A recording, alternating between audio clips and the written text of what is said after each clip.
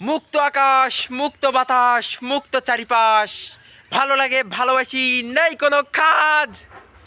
আজকে আমার জীবনের প্রায় শেষ হয়ে যাচ্ছে প্রায় আস্তে আস্তে।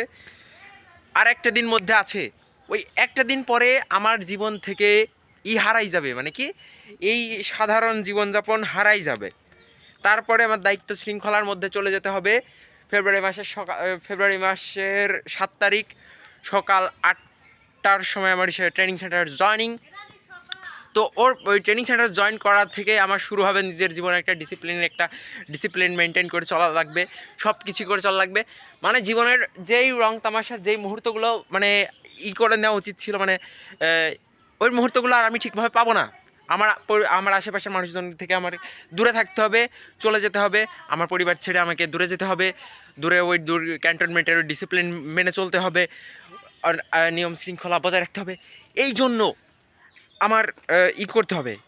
কিন্তু আর মাত্র আসছি, আর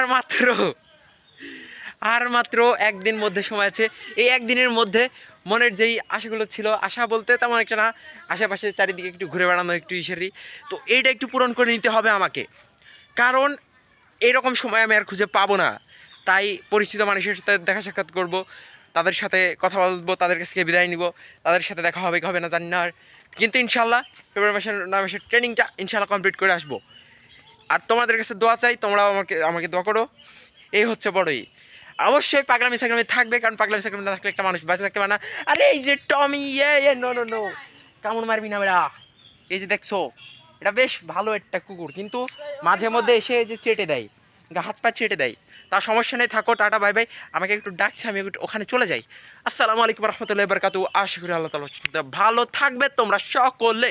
আর নামাজটা আদায় করতে ভুলো না, কারণ নামাজ হচ্ছে বেহেশতের চাবি, জান্নাতের চাবি। না, tata bye bye, see you. হ্যাঁ